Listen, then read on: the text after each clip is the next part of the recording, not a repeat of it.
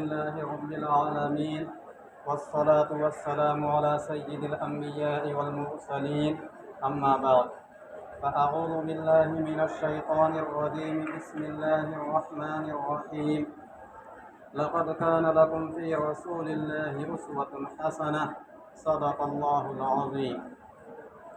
ہر قوم فر پر اڑی جا رہی ہے، ہر قوم فر پر اڑی جا رہی ہے، جو چلتی تھی گھٹنوں کے بل وہ بڑھی جا رہی ہے۔ اے قوم مسلم تجھے کیا ہوا کہ اے قوم مسلم تجھے کیا ہوا کہ سواری سے پیدل چلی جا رہی ہے۔ یہ داڑھی کی دشمن ہوئی قوم ایسی، یہ داڑھی کی دشمن ہوئی قوم ایسی کہ مردوں سے عورت بنی جا رہی ہے۔ میرے عزیزوں، انسان کے 5 طبقات ہیں جن کو ہمارے استاد محترم یوں بیان کیا کرتے ہیں کہ ایک طبقہ وہ ہے جس کا نام ہے کچھ نہیں، دوسرا طبقہ وہ ہے جس کا نام ہے کچھ، تیسرا طبقہ وہ ہے جس کا نام ہے کچھ، چوتھا طبقہ وہ ہے جس کا نام ہے بہت کچھ، اور 5واں طبقہ وہ ہے جس کا نام ہے سب کچھ۔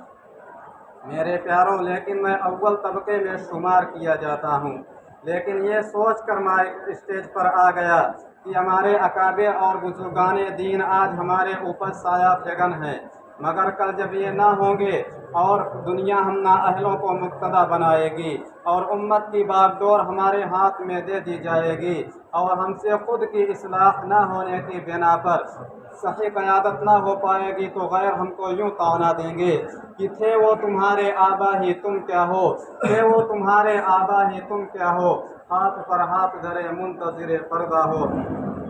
محمد کا دم بھرنے والوں، آج مسلمان تنزلی کی طرف کیوں جا رہا ہے جبکہ کبھی مسلمان پوری دنیا پر پاسدانی اور قیادت کر رہا تھا؟ وہ مسلمان جو کل سمندروں کو اور ہواؤں کو اپنے تابع کیے ہوئے تھا، آج وہ ذلیل اور رسوا کیوں ہو رہا ہے؟ وہ مسلم قوم جس کی ایک آواز پر درندوں نے چند لمحوں میں جنگل کے جنگل خالی کر دیے تھے، آج ایک چونٹی اس کا حکم ماننے کو تیار کیوں نہیں؟ وہ مسلمان جس کی صورتوں کو دیکھ کر کروڑوں کفار نے اسلام قبول کیا تھا، آج ان کی صورتوں پر دہشت گردی کا الزام کیوں لگایا جا رہا ہے؟ وہ مسلمان جس کی امانت اور دیانت کو دیکھ کر دشمن بھی اپنی جوان لڑکیوں کو سالہ سال ان کے حوالے کر دیا کرتے تھے، لیکن آج وہ غداری اور خیانت کے ساتھ کیوں متہم ہو رہے ہیں؟ وہ مسلم قوم جس کی گواہی اور شہادت کو یہود و نصارہ بھی معتبر مانتے تھے، آج وہ غیر معتبر کیسے ہو گئی؟ وہ مسلمان قوم جس کی سچائی اور عدل و انصافی میں غیر بھی مثال دیا کرتے تھے، آج وہ جھوٹ اور ناانصافی میں ضرب المثل کیسے ہو گئی؟ وہ مسلمان جس نے کبھی شیروں اور چیتوں سے سواری کا کام لیا ہو، آج وہ گیدڑوں اور کتوں سے کیوں ڈرنے لگا؟ آخر مسلمانوں سوچو تو صحیح، اتنا بڑا انقلاب کیوں آ گیا؟ جب میرے ذہن میں ان سوالات نے گردش کی اور میں مشکلوں اور میں پریشانی کا شکار ہوا تو اللہ تبارک و تعالیٰ نے فوراً میرے ذہن میں یہ آیت ڈالی، لَقَدْ كَانَ لَكُمْ فِي رَسُولِ اللَّهِ أُسْوَةٌ حَسَنَةٌ، کہ تمہارے لیے رسول اللہ صلی اللہ علیہ وسلم کی زندگی میں بہترین نمونہ ہے۔ میں نے کہا مشکل کا حل ہو گیا، جب تک مسلمان نبی کے طریقے پر تھا تو کامیاب تھا، جب تک مسلمان صحابہ کی اتباع کر رہا تھا تو ہدایت پر گامزن تھا، جب تک مسلمان قرآن و حدیث کی روشنی میں فیصلہ کرتا رہا تو دنیا اس کے فیصلے کو مانتی رہی، جب تک مسلمان قرآن و حدیث کو نہیں بھولا تھا تب تک تو دنیا کی سپر پاور طاقت بھی اس کا مقابلہ نہیں کر سکی۔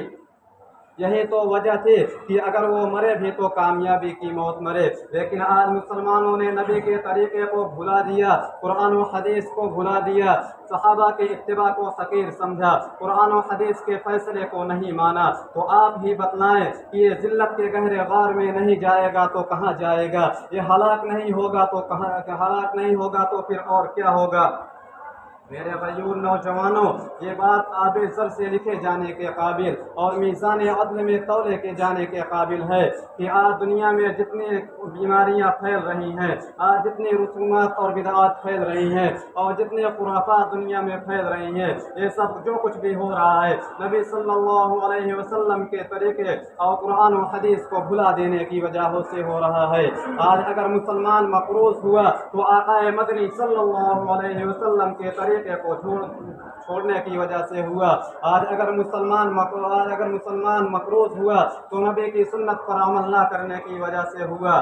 آج اگر مسلمان پر کوئی دوسری قوم مسلط ہوئی تو نبی کی سنت جہاد کو صحابہ کی راہ سے روگردانی کرنے کی وجہ سے ہوئی۔ آج اگر مسلمان حالات حاضرہ میں بم، میسائل اور گولیوں کا نشانہ بنایا گیا تو وہ نبی کی سنت جہاد کو ترک کرنے کی وجہ سے بنایا گیا۔ مسلمان وہ نہیں جس کو حالات بدل دے، بلکہ مسلمان وہ ہے جو خود حالات کو بدل دے۔ کردار سے بنائیے معیار زندگی، کردار سے بنائیے معیار زندگی، ماحول سے حیات کا سودا نہ کیجیے۔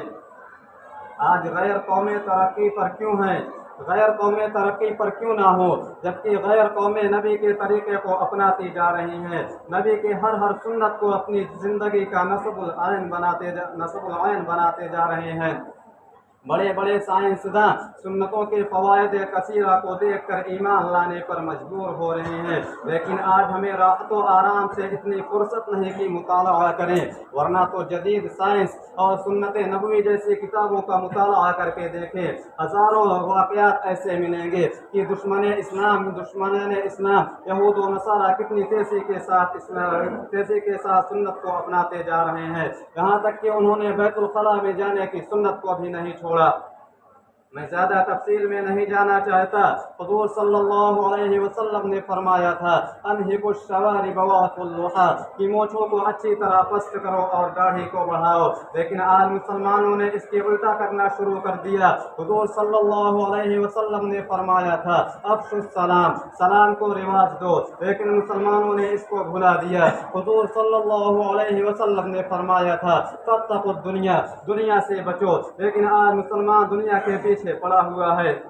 مسلمانوں، تم محمد صلی اللہ علیہ وسلم کی سنت سے اعراض کر کے جب تم نبوی کا دعویٰ کرتے ہو تو حضور صلی اللہ علیہ وسلم کا ایک فرمان اور سنتے جاؤ۔ حضور صلی اللہ علیہ وسلم نے فرمایا من رغب عن سنتی فلیس منی، جس نے میری سنت کو چھوڑ بیٹھا اس سے کہہ دو کہ وہ میری امت کی فہرست سے نکل جائے، جہاں چاہے چلا جائے، جو چاہے بن جائے، یہودی بن جائے، نصرانی بن جائے۔ میں نے نبی سے پوچھا آپ کا عاشق کون ہے؟ اے محبوب، آپ سے پیار کون کرتا ہے؟ دوستوں، عاشق صرف وہ نہیں جو داڑھی رکھتا ہو، بلکہ نبی کا عاشق وہ ہے جو نبی کی ہر سنت سے پیار کرتا ہو۔ آقا مدنی صلی اللہ علیہ وسلم نے فرمایا من احب سنتی فقد احبنی، جو میری سنت سے پیار کرتا ہے وہ میرا عاشق ہے۔ داڑھی رکھنا حضور صلی اللہ علیہ وسلم کی سنت ہے، مونچھے کو کٹوانا حضور صلی اللہ علیہ وسلم کی سنت ہے، السلام علیکم کہنا حضور صلی اللہ علیہ وسلم کی سنت ہے۔ میرے پیارے مسلمانوں، حضور صلی اللہ علیہ وسلم نے رقم مادر سے لے کر لحد تک کے آداب زندگی بیان فرما دیے ہیں۔ مجھے حضور کی سنتیں یاد ہیں، اگر مانو گے تو جہنم سے آزادی ہے، ورنہ آخرت برباد ہے۔ ایک عاشق صادق نبی کا تربیت یافتہ صحابی جن کے داڑھی کا صرف ایک بال تھا، ایک مرتبہ حضور صلی اللہ علیہ وسلم کو ہنستا ہوا دیکھ کر دل میں خیال کیا کہ شاید حضور صلی اللہ علیہ وسلم اس بال کی وجہ سے ہنس رہے ہیں۔ فوراً حضور صلی اللہ علیہ وسلم کی آنکھوں سے اوجھل ہوئے اور داڑھی کا وہ بال توڑ ڈالا، پھر حضور صلی اللہ علیہ وسلم کی خدمت میں حاضر ہوئے۔ حضور صلی اللہ علیہ وسلم نے جب دیکھا کہ داڑھی کا وہ بال نہیں تو فوراً حضور صلی اللہ علیہ وسلم کے چہرے انور کا رنگ متغیر ہو گیا۔